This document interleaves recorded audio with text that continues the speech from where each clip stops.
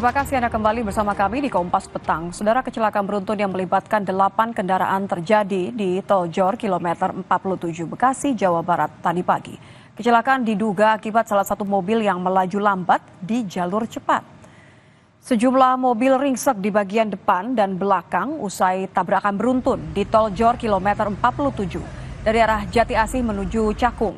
Total 8 kendaraan rusak, 2 diantaranya mati mesin hingga terpaksa diderek. Kecelakaan diduga dipicu salah satu mobil yang melaju lambat di jalur cepat hingga membuat mobil di belakangnya mengerem mendadak, menyebabkan tabrakan beruntun. Akibat kecelakaan, lalu lintas di ruas tol Jor menuju Cakung sempat tersendat. Jadi posisinya kan kita semua ini di jalur cepat. Nah, jalur cepat itu di posisi depan saya, dia banyak mobil yang melamban.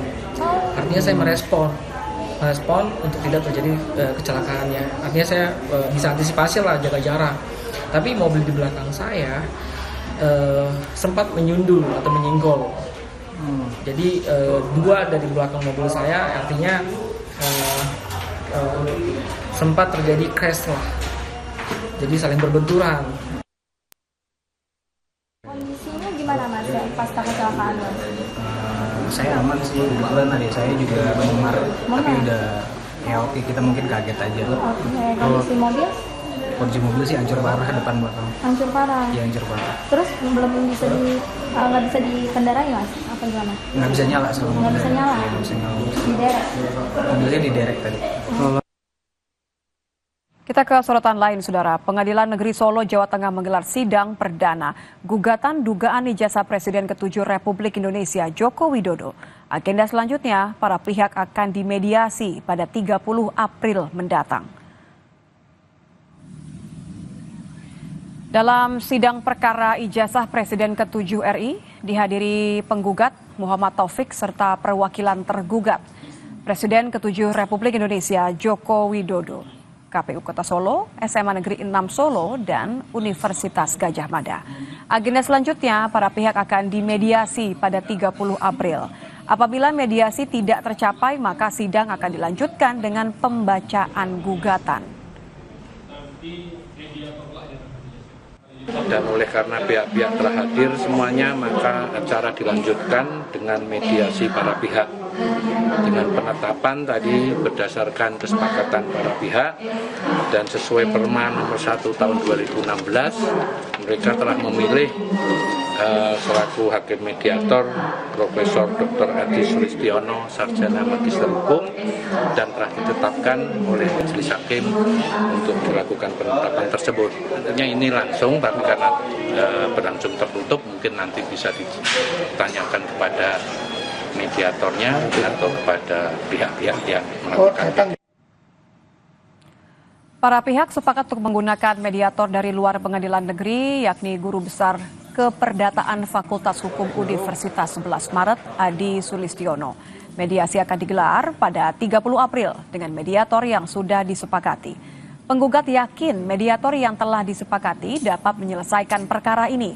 Sementara kuasa hukum tergugat menyoroti soal pembayaran mediator karena biaya akan dibebankan pada para pihak.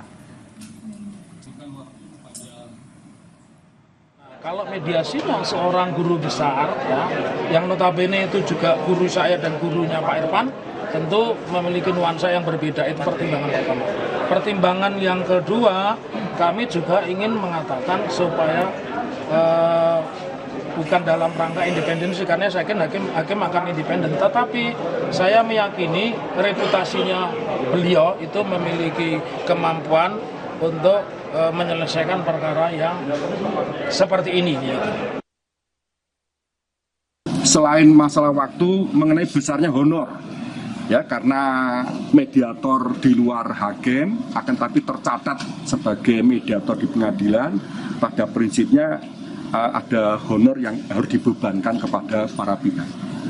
Kuasa hukum tergugat satu pada prinsipnya tidak ada masalah. Demikian pula kuasa hukum tergugat yang lain bicara honornya, bicara masalah kepastian tentang waktu aja, jangan sampai karena kesibukannya akhirnya nanti justru akan menghambat proses. Selengkapnya soal sidang gugatan ijazah Jokowi, kita akan menyapa jurnalis Kompas TV Widi Nugroho di Solo, Jawa Tengah.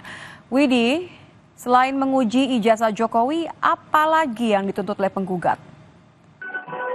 Ya, Nitya dan saudara, memang sidang gugatan ijazah Jokowi tadi sudah dilakukan di Pengadilan Negeri Surakarta, di mana sebagai tergugat Jokowi diwakilkan oleh kuasa hukumnya. Ada 4 pihak yang menjadi tergugat, selain Jokowi, SMA Negeri 6, KPU Kota Surakarta, dan juga dari Universitas Gadjah Mada.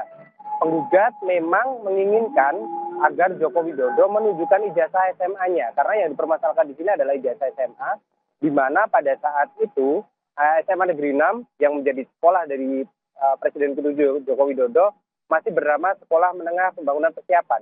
Artinya ini belum menjadi SMA 6 seperti yang tertulis pada ijazah yang dimiliki oleh Joko Widodo sendiri.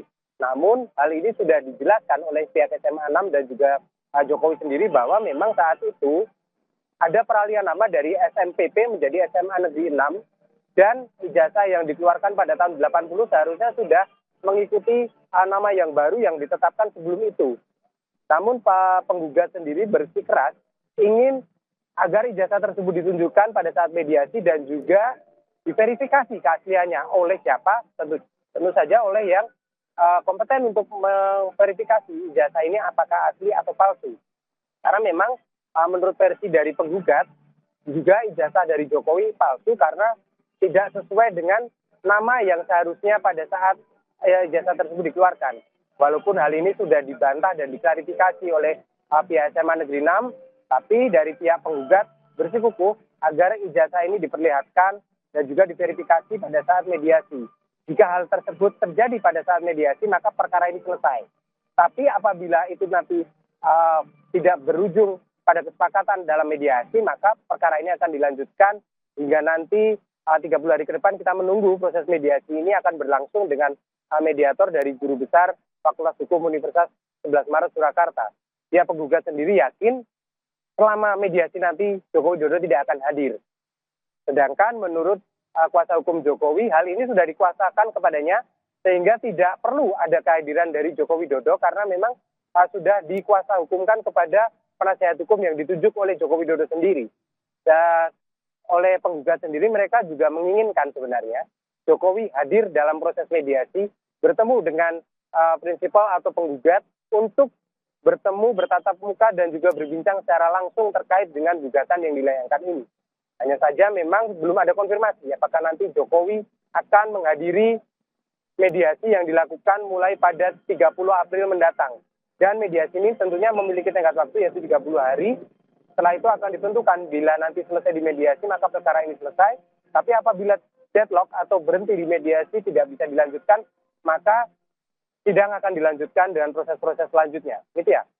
Saya konfirmasi artinya sampai saat ini memang pihak yang mewakili Jokowi mengonfirmasi bahwa tidak akan hadir karena sudah ada perwakilan. Ada berapa kali rencana mediasi dan apakah memang mediasi ini kalau sampai Jokowi tidak hadir maka akan ada penolakan dari pihak penggugat? Ya Nitya, kami mengkonfirmasi kepada kuasa hukum dari Jokowi sendiri, memang dia juga belum bisa memastikan apakah nanti Jokowi akan hadir. Namun dengan sudah adanya surat kuasa di tangan mereka, tanpa kehadiran Jokowi pun mediasi ini bisa dilanjutkan. Itu menurut versi dari kuasa hukum Jokowi. Sedangkan dari pihak penggugat mengatakan bahwa sesuai dengan aturan yang berlaku, yang tergugat dalam hal ini Jokowi harus hadir. Begitu juga dengan pihak-pihak lain seperti dari SMA Negeri 6 yang dihadiri oleh Kepala Sekolah, KPU dihadiri oleh Ketua KPU Kota Surakarta, dan juga dari UGM yang diwakili oleh Rektor. Penggugat menginginkan 4 pihak ini hadir dalam mediasi nantinya. Dan sejauh mana nanti mediasi akan berlangsung berapa kali, kami belum bisa memastikan karena ini memang masih menunggu proses-proses selanjutnya. Yang jelas ada tenggat waktu 30 hari yang dimiliki oleh kedua belah pihak untuk melakukan mediasi. Gitu ya. Terima kasih jurnalis Kompas TV Widi langsung dari Solo, Jawa Tengah. Kita ke sorotan lain, saudara. Setelah menyita uang tunai miliaran rupiah dari salah satu rumah hakim tersangka dugaan suap minyak goreng, penyidik Jampidum juga menyita kapal pesiar dan sejumlah barang mewah milik para tersangka.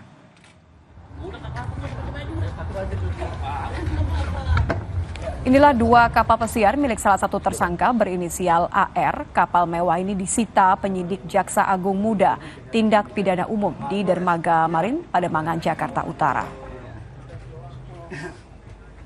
Penyidik memeriksa ke dalam dua kapal milik tersangka. Kapal mewah ini diduga menjadi bukti tambahan dalam kasus suap vonis lepas minyak goreng. Tidak hanya kapal, saudara, penyidik Kejagung juga menyita 130 helm bermerek di kawasan Menteng, 12 sepeda mewah, dan 1 unit Harley Davidson.